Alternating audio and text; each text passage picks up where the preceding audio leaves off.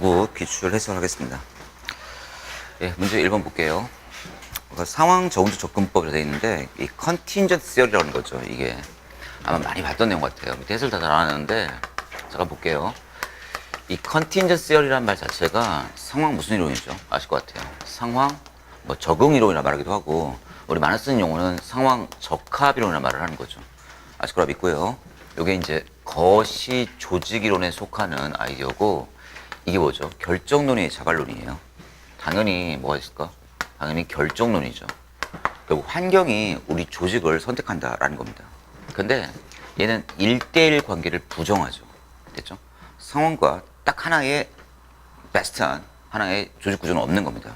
1대1 관계가 없다는 얘기는 이게 없다는 얘기 아닙니까? The one best way가 있다 없다. 없다는 얘기예요. 단지 있다면 뭐가 존재할 것이다?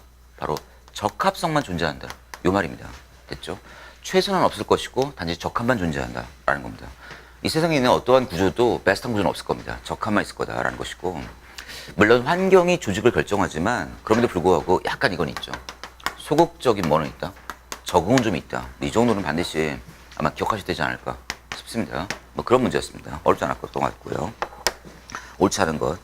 체제 이론의 관점이다. 맞습니다. 이게 체제 구조 관점입니다. 체제 구조 관점에 따라 모든 상황에 적합한 유일 최선의 방법은 뭘 모색한다? 없다니까요. The one best way가 없다는 겁니다. 그러니까 틀렸죠. 정답 몇 번? 그냥 1번입니다. 편안한 주제였죠. 이번 문제 20문제 전체가 사실은 그렇게 쉽지만 않았지만 보통 통상적인 문제 같아요. 그러니까 17개 정도는 거의 기출 스타일로 내는 게 일반적인 문제고, 그리고 이제 3개를 좀 이상하게 내는 거죠. 3개가 좀 이상하게 좀 나왔었고 16번에 거의 일반적으로 맞출 수 있는 문제 같아요. 거의 뺏긴 문제입니다. 이거는 우리 많이 풀어봤던 문제 지문인 것 같고요.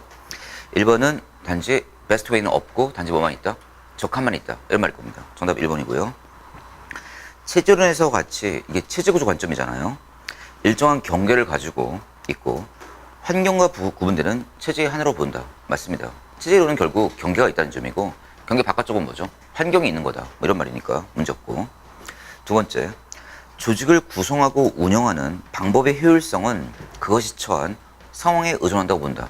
그러니까 상황이 구조를 결정해 주는 거죠. 그래서 이거 아닙니까? 결정론이. 바로 상황이 뭘 결정해 준다? 바로 구조를 결정한다. 이런 말입니다. 네 번째, 연구 대상이 될 변수를 한정하고 복잡한 상황과 조건들을 이용함으로써 기대 이론보다 분석의 틀을, 좀 더 기대가 아니라 거대 이론보다 분석의 틀을 단순화한다. 이게 무슨 표현이냐면 정답 1번은 좋은데 4번 지문이 조금 까다롭죠. 근데 기억나실 것 같아요. 이게 거시론 맞죠. 거시론 맞는데 원래 얘는 조직을 연구하는 거죠. 그래서 얘를 제가 뭐라고 했죠? 거시는 맞는데 뭐라고 했다고요? 정확히 말하면 중범이에요. 됐죠? 조직이나 어떤 관청을 연구하니까. 그래서 이 말이에요. 그래서 거대 이론, 즉 거시론보다는 엄밀히 말하면 그보다는 단순화시켰다는 말이 뭐냐면 그렇다고 미신은 아니고 이게 중범이라는 겁니다. 됐습니까? 그 얘기를 하고 있는 겁니다. 물론 기억나실 것 같아요. 물론 그럼에도 불구하고 왜 이거 있죠? 결정론, 자발론, 그리고 조직, 이거 조직군. 이 안에서는 미시예요. 여기서는 거시고요. 물론 거시 조직이론이고요.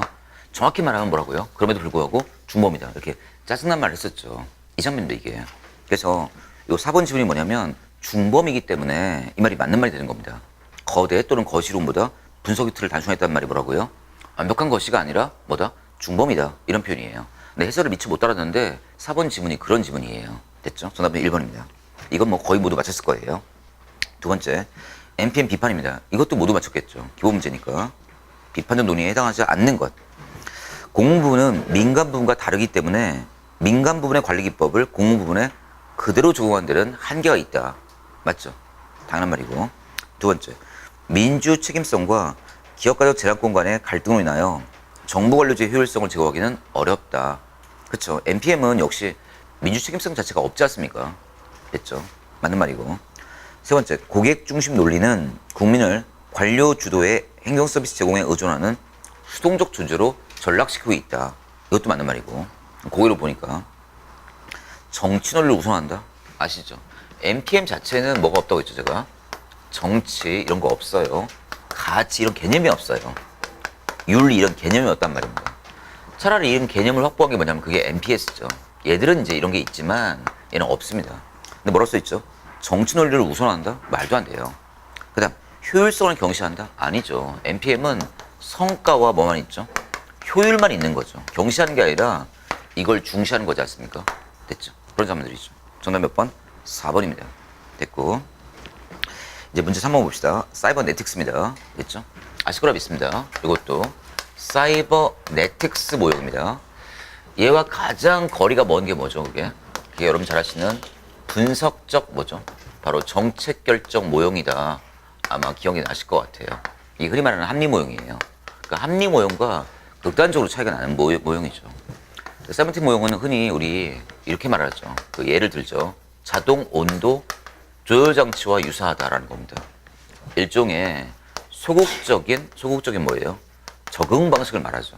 바로 이게 세븐틴가 아닐까 싶고요. 또 인공지능이 장착되어 있죠. 아티피셜 인텔리전스가 장착되어 있습니다. 됐죠? 기본 컨셉 아십니까? 얘는 어떤 목적이 있습니까? 없습니까? 목적, 가치 그런 거 없습니다. 그런 게 없다는 얘기는 결과를 고려한다 안 한다? 결과 또한 고려하지 않는다는 겁니다. 단지 얘는 뭐죠? 단지 온도라는 변수만 조절할 뿐이죠. 단지 변수만 조절할 뿐이다. 아마 아실 것 같아요. 이 말 속에 뭐 들어있을까? 이른바 복잡한 상황에 소극적으로 대처하기 위해서 어떻게 할까? 복잡한 상황에 소극적으로 대처하는 방식이 뭐가 있을까? 복잡화시키는 거예요? 단순화시키는 거예요? 단순화시키겠다는 겁니다. 단순화시켜서 단지 변수만 조절하는 단순 작업을 하겠다는 얘기예요. 이런 점들이죠. 그러니까 이거에 비해서 얘가 완전한 합리성을 강조한다면 얘는 뭐죠? 당연히 바로 제한된 합리성을 강조하고 있다. 라는 점일 것 같고요. 됐죠? 하나 더 할게요. 얘는 모든 변수를 다 채택할 수 없다고 봅니다. 완벽하지 않으니까. 그래서 얘는 뭐라고 하죠? 정보 민감성을 어떻다? 경시한다, 중시한다? 민감성을 경시합니다. 그에 비해서 얘는 중시하고 있고. 뭐 이런 모습들이에요. 한번 보실게요. 옳지 않은 거. 주요 변수가 시스템에 의하여 일정한 상태로 유지되는 적응적 설정을 강조한다. 그렇죠? 이때의 적응은 무슨 적응입니까? 적극 적응이에요, 소극 적응이에요? 당연히 소극적 적응입니다. 소수성이 강하다는 겁니다, 이게. 두 번째, 문제를 해결하고 목표를 달성하기 위해 정보와 대안의 광범위한 탐색, 모든 걸 탐색할 수 있다? 이거 뭐예요? 합리모형 아닙니까? 그러니까 이게 뭐예요? 분석 조직결정 모형이죠. 너무 쉽죠. 정답 몇 번? 2번입니다. 자동 온도 조절 장치와 같이 사전에 프로그램된 메커니즘. 좋은 말 나오네요. 여기 프로그램 말 쓰고요. 프로그램. 자, 쪼야 되겠네. 프로그램이라는 말을 여기 사용하고 또 하나 볼 게 뭐죠? 프로그램. 그러니까 인공지능이 바로 프로그램에 장착되어 있는 거죠. 다른 말로 뭐라고 하죠? SOP. 표준형 절차란 말하기도 하고요. 또 이렇게 말하죠. 이런 것들. 레파토리란 말 쓰죠. 레파토리. 이런 말들이 나올 겁니다. 됐고. 그 다음, 한정된 범위의 변수에만 관심을 갖죠. 그래서 지금 목표나 목적이나 결과는 고려하지 않고 변수만 조절하죠. 그래서 불확성을 통제하려고 하죠. 근데 이때의 불확성 통제가 뭐예요? 밑에 해설 달아놨는데 확률에 의한 불확성 통제예요? 단순화에 의한 불확성 통제예요?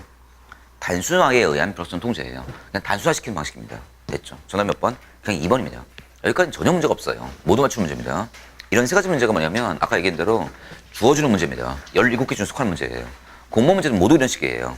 17개를 일단 맞춰주는 거고 이 20개를 다 똑같이 옛날 거로 내버리면 애들 다 맞추니까 변별력이 없으니까 항상 뭐예요? 3개를 항상 뭐 이렇게 끼워놔요. 근데 3개 중에 꼭 이런 게 있어요. 3개 중에 통상 얘기하는 게 뭐냐면 아예 책에도 안 나오는 하나. 그냥 진짜 틀어달라는 문제. 요거 하고 또 이 중에 2개 정도는 책에는 얼추 나오는데 잘 안 보는 파트. 거나 또는 뭐예요? 지문 4개 중에서 2개는 나오고 2개는 안 나오는 거. 이렇게 내요. 이건 아예 안 나오는 거고요. 오늘 문제 그런 게 있어요. 보통 17개는 보통 거의 들어맞춰야 됩니다. 그러니까 제가 항상 말씀드렸지만 공무원 시험 몇 점 맞기 게임이라고요? 100점 맞기 게임이 아니에요. 85점 맞기 게임입니다. 잊지 마시겠고요. 그 정도 확인합시다. 그래서 우리 대학 갈 때 수능 시험 볼 때는 전국적으로 만점자가 나와요, 안 나와요? 만점자가 나와요, 수능은. 그죠? 거기는 그런 파트고 공무원 시험 100문제지만 만점이 거의 안 나와요. 만점이 나올 수가 없어요. 왜 그러냐면 과목별로 뭐예요? 항상 이런 식이니까. 3개 정도 항상 빛나게 만드니까. 그리고 정말 잘한다 하더라도 뭐예요? 과목별로 하나씩 뭐예요? 어차피 틀리게 되는 문제를 내니까. 이런 패턴입니다. 그러니까 여러분들 항상 뭘 조심해야 된다고요? 이걸 100% 맞추는 쪽으로 가야 된단 말이에요. 그러니까 욕심 부리지 마시고 85점을 무조건 맞는 걸로 하고 이제 이 중에 하나가 들어맞으면 이제 학교로 가는 거죠. 됐습니다. 항상 패턴이 그런 식이에요. 됐고. 수능과 컨셉이 다르죠. 여기까지 모두 맞췄어야 합니다. 여기서 오류가 나왔으면 벌써 맛이 간 거예요, 이제. 됐고. 다음 봅시다. 네 번째, 편안합니다. 너무 편안한 문제고 시간도 안 걸리는 문제입니다. 4번, 근평 오류 중 평가자가 일관성 있는 평정 기준을 갖지 못하여 관대화 및 엄격화가 불규칙하게 나타난다. 제 수업 시간에 그래서 왜 연하와 마오를 얘기 들었을 것 같아요. 연하한테는 엄격하게 평가했고 마오한테는 어떻게 했죠? 관대하게 평가했던 그런 오차를 뭐라고 하죠? 총합적 오차 또는 총계적 오차라고 말했던 겁니다. 시간도 전혀 안 걸려요. 정답 몇 번? 4번입니다. 이 문제도 뭐라고요? 17개 중에 속하는 문제입니다. 무조건 맞춰야 되는 문제입니다. 기출 스타일 문제. 됐고 5번. 예, 무조건 맞춘 문제죠. 롤스의 정의론 여러분도 특히나 좋아하는 문제이기도 하고요. 롤스 정의론. 옳지 않은 것. 원초 자연 상태에서 구성원들의 이성적 판단에 따른 사회적 형태는 극히 합리적일 것이라고 가정하는 사회 계약론적 전통에 따른다. 우리가 이른바 앞으로 우리가 태어나야 될 세상을 뭐예요? 무지의 배를 깔아놓고 결정하겠다는 겁니다. 그 속에서 인간은 뭐예요? 결국 내가 무엇을 태어날지 모르는 상태 속에서도 합리적 판단을 할 거다라는 얘기입니다. 그러니까 이 세상을 뭐예요? 우리 합의에 의해서 구축하자 이런 말이니까 자연계약설, 사회계약설. 당연히 사회계약설이죠. 자연계약설은 왕권 시설인데 우리가 이걸 세상을 만들자는 얘기입니다. 아예 합의를 통해서. 맞습니다. 현재의 불평등 위에서는 사회의 전체 효용 극대화를 추구하는 공리주의가 정당화될 수 없다고 본다. 예, 맞습니다. 그래서 롤스가 이 벤담의 공리주의를 철저히 비판하지 않습니까? 공리주의는 틀렸다. 이런 말입니다. 됐고. 세 번째, 사회의 모든 가치는 평등하게 배분되어야 하며 불평등한 배분은 그것이 사회의 최소 수혜자에게도 유리한 경우, 최소 수혜자가 유리하다. 이게 뭐였죠? 최소 유리하다. 그게 바로 맥스 뭐예요? 민이죠. 가장 어려운 약자가 가장 잘 도를 받을 수 있도록. 이거 뭐라고 하죠? 우리 최소 극대화. 이번 서울시 7급 문제에서는 최소 최대화 이렇게 냈던 경우입니다. 최소 최대화이든 최소 극대화이든 같은 말입니다. 됐죠? 이 말입니다. 그 다음 네 번째, 자유와 평등의 조화를 추구하는 중도 입장보다는 전통적 자유주의 입장을 취하고 있다? 말도 안 되죠. 이분은 우파의 좌파예요. 네, 여러분이 얘기했죠? 우파도 아니고 좌파도 아닌 중도파입니다. 그래서 자유주의자한테도 비판을 받고 있고 진보주의한테도 비판을 받고 있는 이런 유형이죠. 몇 번이 정답? 4번입니다. 이것도 뭐라고요? 몇 개 들어간다고요? 17개 중에 속하는 문제입니다. 무조건 맞춰야 되는 문제입니다. 틀리면 안 되는 거죠. 그리고 6번 문제입니다. 6번 문제는 정말 뭐 엄청나게 많이 봤던 질문 중 하나입니다. 이거 됐죠? 제가 외우고 있었죠. 한번 쌀라문 거 외워볼까요? 강제수단과 혼합수단 얘기할 때 강제수단 세 가지 있지 않습니까? 뭐가 있었죠? 첫 번째, 정부 직접 시행, 다른 말로 정부 소비. 두 번째 뭐였죠? 규제. 세 번째 뭐였습니까? 공기업. 그것만 알더라면 그냥 풀리는 문제입니다. 됐죠? 그런데 문제도 깔끔하지도 않아요. 또 보면 봅시다. 1번 조세 유출은 뭐예요? 다른 말로 조세 감면이니까 혼합수단이고요. 아, 니은 번 경제 규제니까 당연히 뭐예요? 강제수단이죠. 니은과 리을이 똑같네요. 강제수단이네요. 어차피 규제니까. 그 다음 디귿번 정부 소비가 뭐예요? 정부의 직접 시행이니까 이것도 강제수단 맞고요. 아, 미음번 강제수단 맞네요. 그 다음 비읍번은 보조금이니까 혼합수단이죠. 웬만하면 돈 얘기 나오면 뭐라고 했죠? 내가 혼합수단 말했죠. 그러니까 오늘 직접수단 또는 강제수단인 것은 뭐예요? 니은, 디귿, 리을, 미음이에요. 근데 4개를 냈어야 되는데 또 뭐예요? 문제는 또 3개씩 냈어요. 또 하여간 사람 이상해 하여간. 니은, 디귿, 리을, 미음입니다. 그럼 이런 문제는 어떻게 푸른다고요? 역으로 기역과 비읍 들어간 놈을 빼야죠. 기역과 비읍 들어가면 다 오답이죠. 1번 기역 들어갔죠? 2번 기역, 비읍 다 들어갔죠? 4번 비읍 들어갔죠? 몇 번이에요? 3번입니다. 하지만 니은, 디귿, 미음도 있지만 하나 더 있다고요. 뭐가 있다고요? 리을도 직접 강제수단입니다. 됐죠? 6번도 어디 들어간다고요? 17개 들어간 문제입니다. 무조건 정답 찍어야 됩니다. 이거는. 됐죠? 7번입니다. 립스키입니다. 이게 조금 짜증났는데 뭐 그렇다고 해도 답을 못 고를 정도는 아니에요. 그렇다고 해도 답을 못 고를 정도는 아니고 아마 국어를 이해하기 못해서 아마 조금 어렵지 않았을까 싶기도 한데 립스키의 일성관리주의에 대한 설명으로 옳은 것을 봅시다. 립스키 하면 역시 뭐예요? 정책 집행론 중에서 사항적 집행을 얘기했던 그 인물일 겁니다. 립스키 봅시다. 옳은 것. 일성관료는 고객에 대한 고정관념을 타파함으로써 복잡한 문제와 불확실한 상황에 대처한다. 요즘이 틀린 말입니다. 여러분, 립스키의 연구는 바로 이걸 연구한 거예요. 누굴 연구한 거냐면 복지 담당 공무원들 연구한 거예요. 복지 담당 공무원을 연구한 얘기다라는 겁니다. 됐죠? 여러분, 그런데 우리 립스키의 공무원 일성관료죠. 일성관료는 기억나십니까? 우리 여러분 수요가 더 많습니까? 공급이 더 많은 편입니까? 수요가 훨씬 많은 편이에요. 공급이 밀려요. 그러니까 공급이 밀리니까 우리 공무원들이 뭐 한다고요? 우리 시민들에게 뭐 한다고요? 뭘 요구하죠? 시간적, 또 뭐예요? 경제적, 또는 뭐 무슨 대가? 정신적 뭐예요? 대가를 요구하죠. 이 말이 무슨 말이겠어요? 시민에게 민감한 반응을 보인다, 보이지 않는다. 절대 민감한 반응을 보이지 않을 거라는 겁니다. 됐습니까? 이 논리예요. 봅시다. 이 얘기 한번 해봅시다. 이 말을 전 못 알아듣는데 거기 고정관념을 타판다고 돼 있죠. 여러분 복지 담당 공무원이 되시면 다 공무원 중에서 내가 보기에는 복지 담당 공무원이 제일 힘들 거예요, 아마도. 이른바 뭐예요? 우리나라의 최사적 약자를 만나야 될 사람들이기 때문에 가장 힘들 겁니다. 그럼 여러분 이렇게 생각하는데 한번 봅시다. 얘기 한번 합시다. 우리 제가 옛날에 얘기했는데 가난은 뭐 때문이었죠? 우리 가난은 게으름 때문이고 무능 때문일까? 아니면 사회 구조의 모순 때문일까? 뭐겠어요? 보통 이렇게 보는 입장이 뭐였죠? 미국과 일본에 대한 입장이죠. 이게 무슨 복지예요? 이게 무슨 복지예요? 이걸 우리는 뭐라 했죠? 자녀 복지라 말했죠. 자녀 복지라 말했고 사회적 모순 때문이니까 그 개인의 문제가 아니라는 겁니다. 이걸 뭐라고 했죠, 우리? 제도 복지라 말합니다. 여러분 어떻게 생각했죠, 여러분들이? 수업 시간에 나한테 이렇게 말하더라고요, 여러분들이. 가난은 뭐 때문이다? 근데 손들어 했거든, 옛날에. 그때 대부분 이것 때문이다, 여러분 이렇게 말했더라고요. 됐습니까? 그런 다음에 이제 공무원 돼보세요. 공무원 대부분 이제 뭐예요? 누굴 만날까, 여러분들? 가난한 사람 만나게 됩니다. 그러면 실제 복지 담당 공무원들이 어떤 생각 갖고 있냐면 이런 생각 갖고 있어요. 가난한 사람 실제 만나보면 마음이 바뀌어요. 아, 이러니까 가난하지라고 바뀌어요. 실제 만나보면 그렇게 변해요, 사람이. 아, 이러니까 가난할 수밖에 없는 거야, 이렇게 변한단 말입니다. 만나보면 실제로 아, 너무 게으르고 너무 무능하고 막 욕설도 많이 하고 삶에 대한 의지도 별로 없어 보여요. 그러면서 뭐예요? 이렇게 변해요. 오히려 복지 담당하는 공무원들이 더욱더 뭐예요? 다른 공무원보다 이렇게 많이 본다는 겁니다. 결국 무슨 일이 생기냐면 민감한 반을 보지 않는다는 말이 무슨 말이냐면 이 말이에요. 고정관념이 더욱 생겨요. 오히려 일선거로 일하다 보면 민원에 대한 뭐가 생긴다고요? 고정관념이 더 생기기 때문에 이런 복잡한 문제 발생 상황에 대처하지 않으려고 해요. 됐습니까? 오히려 그런 형태를 보인다는 겁니다. 고정관념을 타파한다? 아니면 고정관념이 더 생긴다? 고정관념이 더 생길 뿐이라는 겁니다. 뭔 말 아시겠죠? 그 정도 작업하시면 되겠다라는 이야기입니다. 됐습니다. 나도 여러분 젊은 사람을 만나면 일선에 있는 사람 아닙니까, 내가? 난 관료는 아니지만 일선에 있는 사람이잖아요. 그럼 봅시다. 요즘 우리 언론에 이런 데 보도되는 이 청년 문제 얘기하지 않습니까? 청년 문제 얘기할 때 뭘 하죠? 사회구조 모순 때문에 이런 말 많이 하잖아요. 그죠? 청년 문제. 청년들이 이제 취업 못하고 이런 거 있지 않습니까? 그래서 취업 못하는 게 사회구조 모순 때문이고 정말 열심히 살고 있고 막 뉴스 기사에 많이 나와요, 보면.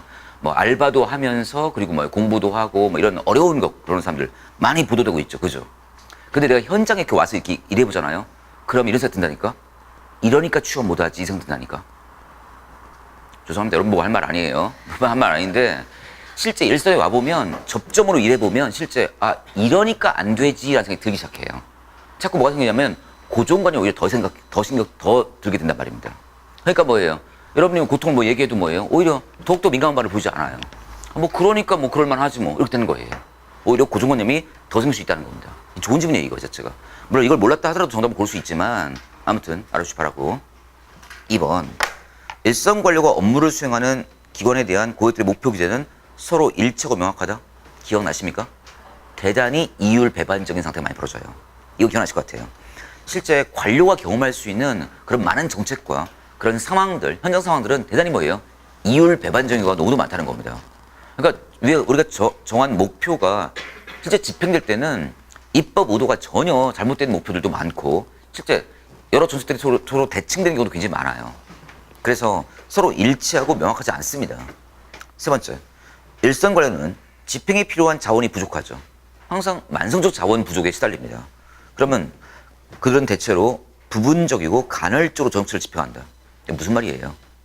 항상 자원이 부족하니까 매일 열심히 일한다? 아니면 때때로 일한다? 자원 들어올 때 일하고 자원 안 들어오면 일 안 하고 그러니까 뭐예요? 민감한 반응 전혀 안 보이고 됐습니다. 이런 대가를 요구하고 이렇다는 겁니다. 됐습니까? 정답 몇 번? 3번 맞는 말입니다. 4번은 너무 틀린 말이죠. 일선 관료는 하위층에 있지만 자율성이 있다 없다? 자율성이 있다는 거니까 4번 너무 틀린 거고요. 정답은 당연히 3번입니다. 7번 문제도 조금 지저분했지만 그래도 뭐예요? 거의 17개 안쪽에 들어가는 그런 문제입니다. 사실 이것도 맞췄어야 합니다. 사실 됐고 8번입니다. 내가 보기에는 8번이 가장 힘들지 않았을까 싶어요. 이건 정부 조직법 문제를 물어본 겁니다. 쓰실까요? 8번 옆에다가 무슨 법? 정부 조직법입니다. 정부 조직법. 지금 7번까지 오면서 법률을 물어본 게 없었죠. 법률을 물어본 게 없었죠. 왜? 지금 이론 물어보면 애들 다 맞춰요. 이론 물어보면. 그러니까 뭐예요? 또 변별력을 위해서 또 법률을 물어봤습니다. 법률. 요거는 그런데 뭐예요? 17개 중에 속하는 건 아니라 여기 중에 속할 거예요. 이 중에. 그런데 그렇다고 또 전혀 뭐 처음 보는 건 아니에요. 이 정도 속하는 문제입니다. 그러니까 한 두 개는 대충 우리가 책에서 보던 내용이고 한 두 개는 뭐예요? 약간 숨겨둔 내용이고 이렇게 되는 겁니다. 8번 보시면 옳은 것.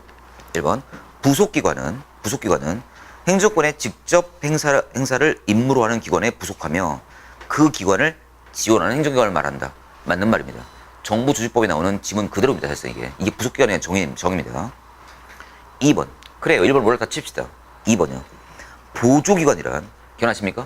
보조기관과 보좌기관 기억나세요? 법적으로. 정부 조직법상 법적으로 보조가 있고 보조기관이 있는데 보조기관은 뭐죠? 일종의 학문적으로 말하면 개선이고 보좌는 뭐예요? 학문적으로 말하면 참모입니다. 됐죠? 그럼 보조기관은 뭐 하는 거죠?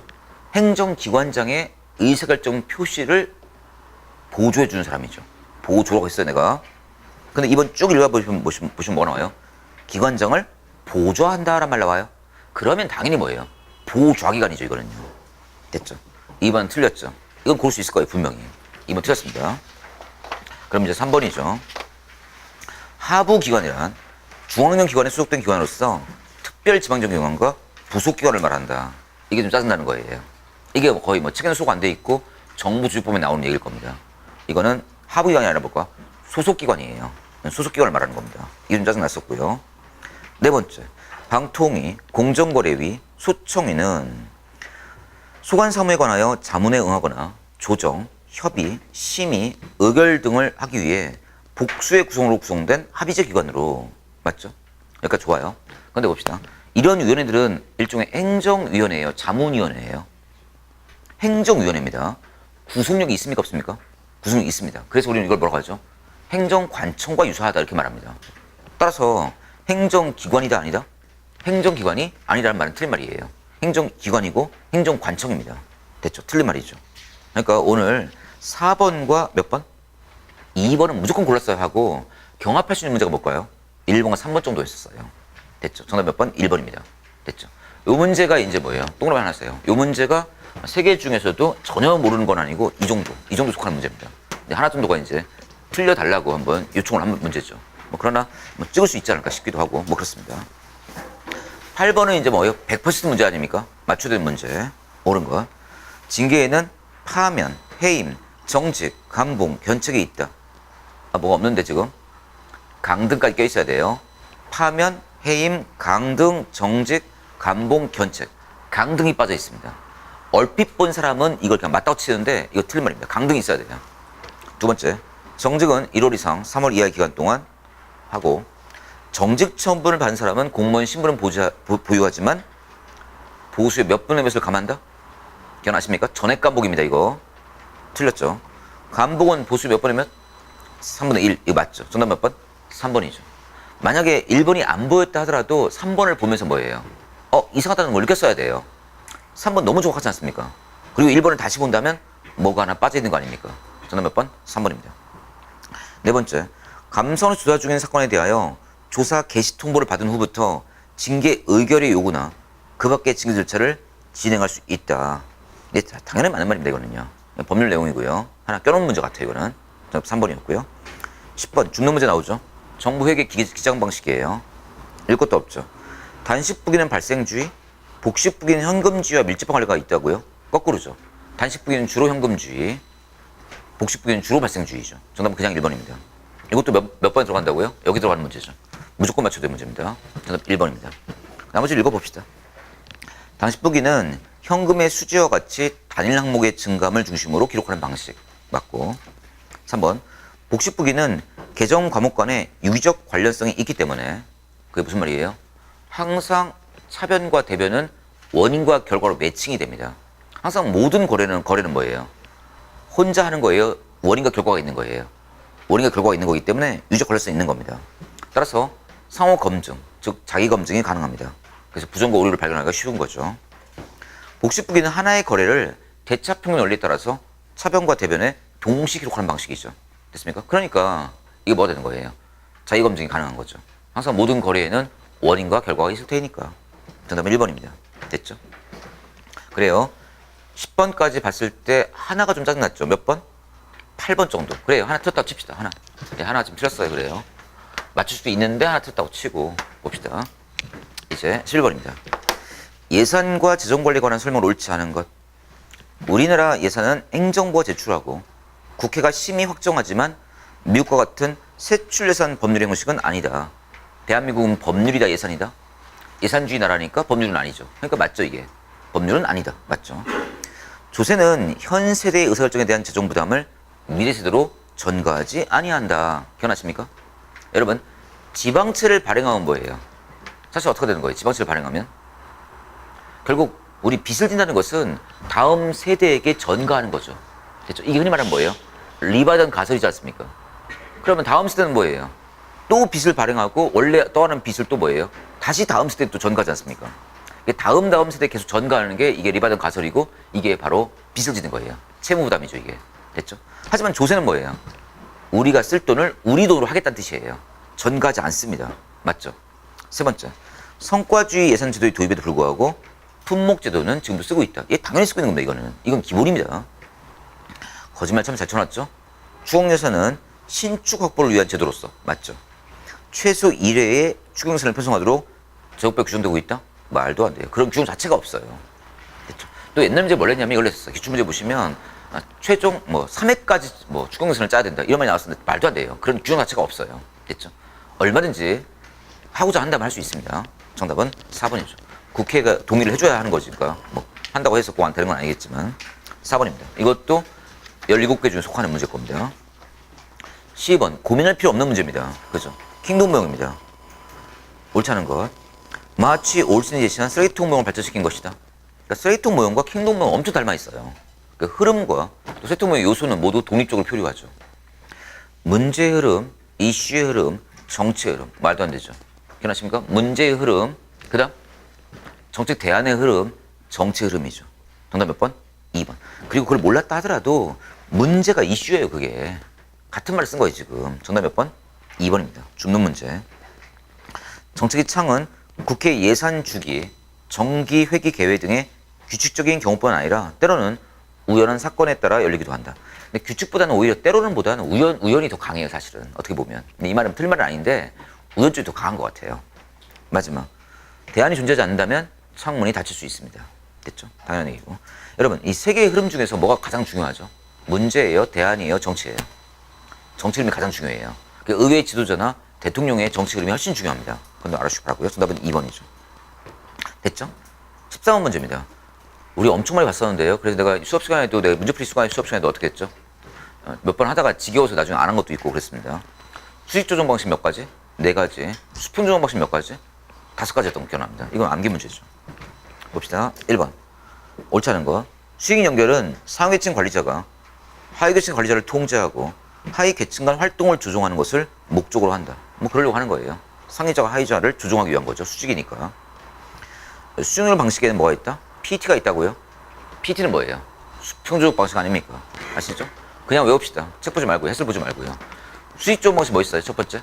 계층제, 규칙 계획, 그 다음 계층 주기 추가, 그 다음 뭐예요? 수익 정보 시스템, 그 다음 수평률 방식 뭐 있어요? 정보 시스템 또는 통합 정보 시스템, 그 다음 연락책 직접 접촉, 그 다음 타스크 포스, 네 번째 프로젝트 매니저, 마지막 프로젝트 팀이죠. 됐습니다. 정답은 2번입니다. 3, 4번 읽지 맙시다. 뻔한 내용이라. 됐죠? 정답은 2번입니다. 이것도 무조건 맞추는 문제. 됐죠? 그럼 마음이 편해지기 시작했습니다. 지금까지 하나 틀렸어요. 그죠? 현장이라 하나 틀린 거예요. 편안합니다, 지금. 그럼 학교 눈앞에 와 있죠, 지금? 근데 나머지 14번 문제부터는 잘 정리하면 돼요, 이제. 됐습니다. 내가 뭐라 말했어요? 85점을 막아내는 거예요, 아시겠죠? 그리고 운이 좋으면 90까지 올라가는 거예요. 더 운이 좋으면 95까지 가는 거고요. 원래 그런 거예요, 이게. 공무원 시험의 특징이 그래요. 14번. 우리나라, 이게 조금 짜증났는데, 성인지 예산제도에 대한 설명으로 옳지 않은 것. 1번. 정부는 예산이 여성과 남성에게 미치는 효과를 평가하고 그 결과를 정부 예산 편성에 반영하기 위하여 노력해야 된다. 맞아요, 틀려요? 이건 누가 봐도 맞아요, 이거는요. 성인재산세도는 뭐 이렇게 말하는 거 맞고 2번 요게 좀 짜증났던 문제입니다. 성인재산서는 기재부 장관이 각 중앙서의 장과 협의하여 제시한 작성 기준 및 방식 등에 따라 여가부 장관이 작성한다. 성인재산은 모든 부처가 다 만드는 거예요, 사실. 그래서 그 밑에 해설 달아놨는데 짜증나죠. 국가재정법 문제가 아니라 뭐예요? 재정법 시행령 문제예요. 시행령을 물어보지 않습니까? 그래서 보세요. 시행령 보시면 성인재산서는 누가? 기재부 장관이 누구와 협의하는 거예요? 여가부 장관과 협의하여 누가 작성하는 거예요? 중앙서의 장이 작성하는 거예요. 지금 지문상 뭐예요? 뭘 뒤집은 거예요? 여가부와 중앙서의 장을 뒤집은 거예요. 됐습니까? 누구 협의해서? 기재부 장관이 여가부 장관과 협의해서 누가 작성한다고요? 중앙서의 장입니다. 정답은 2번이에요. 이게 시행령 문제입니다. 내가 보기에는 이 문제가 이제 뭐예요? 여기 속하는 문제가 아닐까 싶어요. 여기 속하는 문제가 아닐까 싶어요. 됐죠? 그런데 2번을 몰랐다 하더라도 2번을 찍었어야 해요, 사실은. 왜 그러냐면 3, 4번이 너무 정확해요, 사실. 3번. 성인재산서는 성인재산의 개요, 또 규모, 성평등, 그 다음 성과 목표, 성별 수혜 분석 등의 내용이 포함되어야 된다. 맞지 않습니까? 또 성인재산서에는 집행 실적, 성평등 효과 분석, 평가 등이 포함되어야 된다. 너무 맞지 않습니까? 됐죠? 현장이었다면 당황스럽겠죠, 여러분들? 일단 2번이 좀 모르겠어요, 지금. 하지만 1, 3, 4는 맞아 보이죠? 그래 당황했다고 치더라고요. 내가 말씀드렸죠. 어떻게 찍자고 그러면? 지금 뭐예요? 옳은 문제, 옳지 않은 문제. 옳지 않은 건 뭐예요? 제일 긴 게 답이라고 했죠, 내가. 기억나십니까? 제일 길죠, 지금 이게. 사람이 거짓말할 때는 뭐 한다고요? 말이 길어진다고요. 진짜 모를 땐 그렇게 찍으라고 했었어, 내가. 됐습니까? 근데 이건 모를 수가 없는데 사람이 거짓말할 땐 말이 길어지게 돼 있어요. 됐습니까? 거짓말 잡아낼 때는 그거예요. 말이 길어집니다. 아시겠죠? 그 말이 길어지는 걸 이제 말이 길어지면 거짓말일 걸 알까봐 이제 사람들은 뭐예요? 이제 아예 말을 안 하는 사람도 있긴 하죠. 근데 문제는 어차피 말을 해야 되기 때문에 말이 길어진단 말입니다. 정답 몇 번? 2번입니다. 됐죠? 난 그래서 요 문제는 여기에 속하긴 한데 맞출 수 있지 않았을까 싶어요, 사실은 이거는. 왜 2번 지문, 정답 지문 자체가 처음 보는 지문일 수 있어서. 시행령 문제니까. 그래서 나는 사실 이걸 틀렸다고 보고 싶지 않습니다. 맞다고 치고요. 아직까지 하나 틀었습니다. 난 그래서 그렇게 봅니다. 그러니까 하나 틀었습니다. 15번. 내가 누누 얘기했어요. 누누 얘기했습니다. 이거 예산이든 결산이든 누가 나온다고 무조건? 국회입니다. 무슨 총리고 대통령 개뻑다고 이런 거 아니에요. 아시겠죠? 다 뭐예요? 국회예요. 옳지 않은 거. 결산은 한 회계연도의 수익과 지출 실적을 확정 개수로 표시하는 거죠. 예산은 뭐죠? 예정적이죠. 하지만 결산은 확정적이에요. 100% 맞습니다. 두 번째. 정부는 감사원 검사를 거친 결산 보고서를 국회에 제출한다. 맞죠? 깔끔하죠. 결산은 국회 심의를 거쳐서 국무회의 의결과 대통령 승인으로 종료된다. 완전 개소리 아닙니까? 아니 국회가 먼저 하고 대통령이 승인을 해요? 국무회의 의결하고 대통령 승인하고 국무회의 심의를 거치는 겁니다. 이건 말도 안 되는 거 아닙니까? 이거는. 정답 몇 번? 3번입니다. 됐고. 네 번째. 중앙서의 장은 회계연도마다 소관 기금의 결산 보고서를 중앙에서 결산 보고서 통합하여 작성해야 된다. 당연히 맞는 말입니다. 정답은 3번입니다. 이것도 맞췄죠, 이제. 16번은 우리 교재에도 나올 것 같아요. 그죠? 이런 건 여러분 봤던 것 같아요. 뭐 부분 나왔지만 풀었을 것 같아요. 다른 연결은. 기업번. 무허가 업소를 단속하던 공무원이 정상적 단속 활동을 수행하다가 금품을 제공하는 특정 업소에 대해서 단속하지 않는다. 개인 부패죠. 다른 말로 일탈 부패입니다.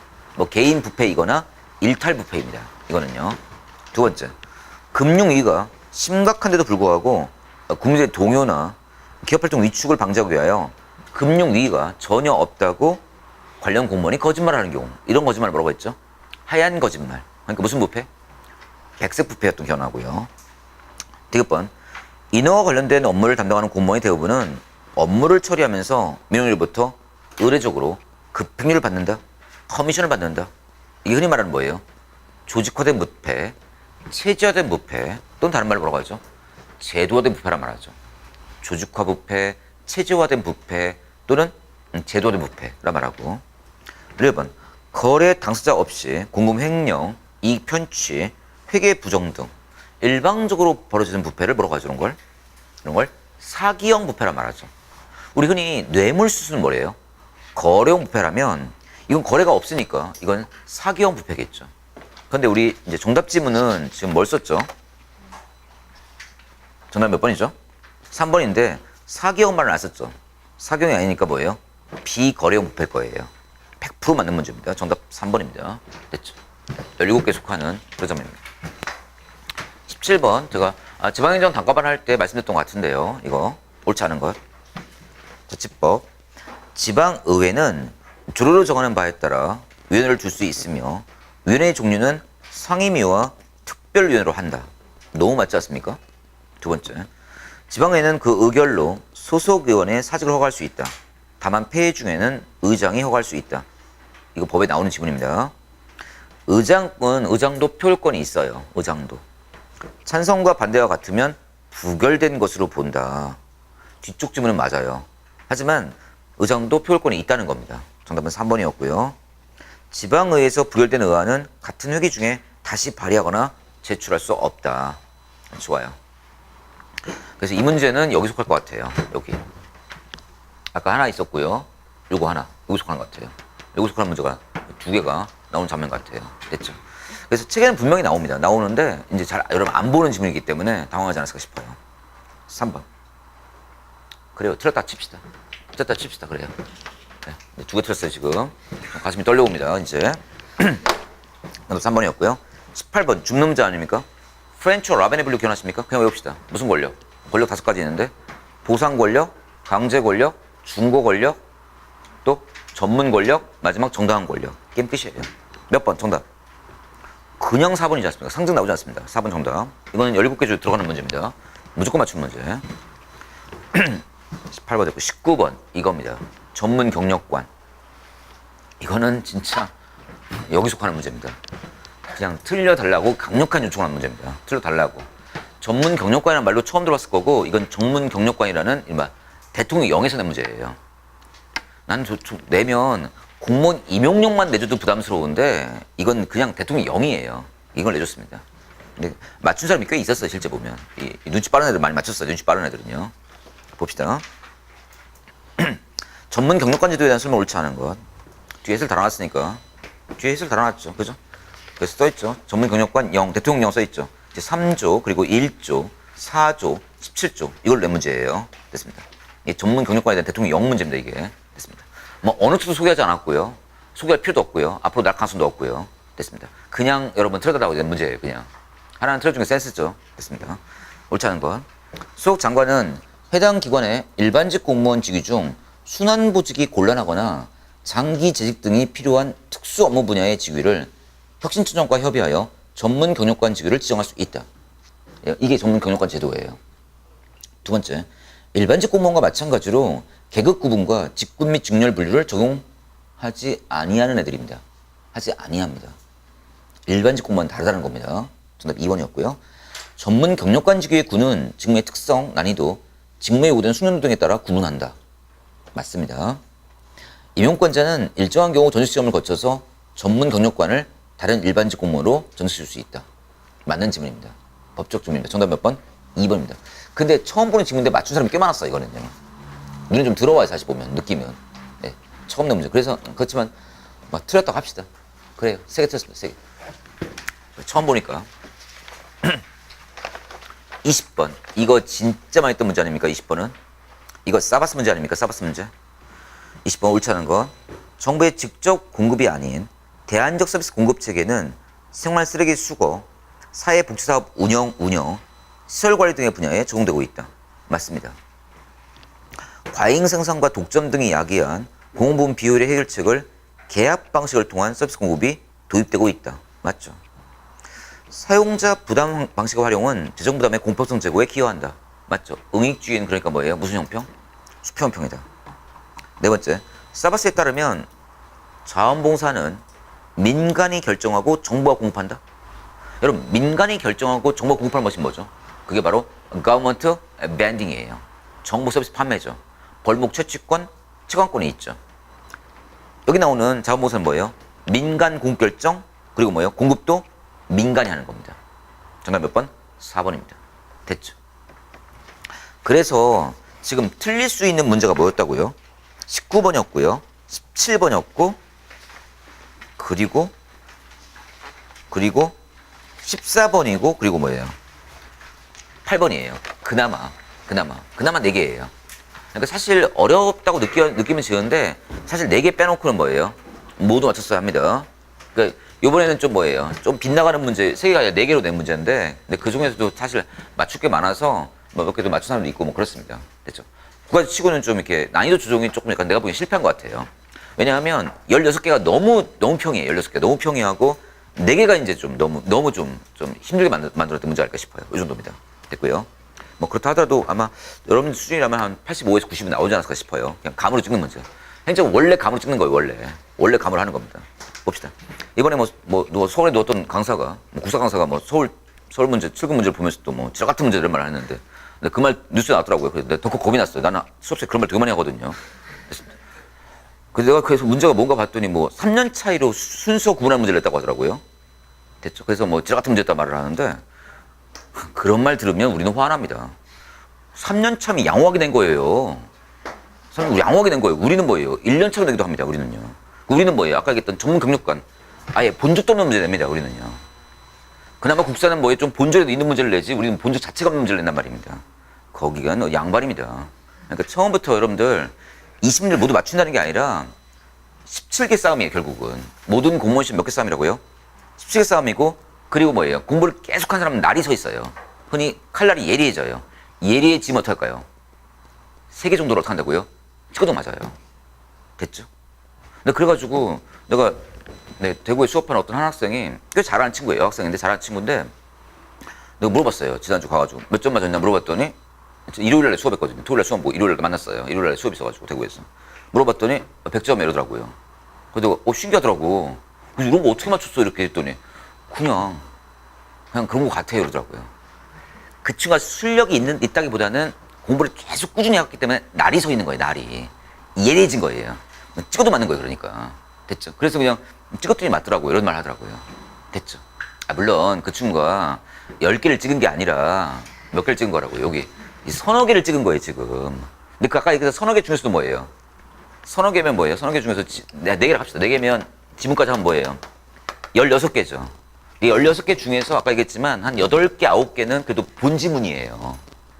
그러니까 뭐예요? 4개를 하더라도 뭐예요? 2개는 말 수 있다는 얘기예요. 다시 보면. 됐죠? 그런 얘기입니다. 그래서 아마 이런 문제라면 85 찍어줬어야 되지 않을까 난 싶습니다. 아시겠죠? 그러나 이제 보통 수험생들은 그렇지 않았을 거예요. 평균점 좀 떨어질 것 같아요. 예년의 경우보다 그렇게 생각됩니다.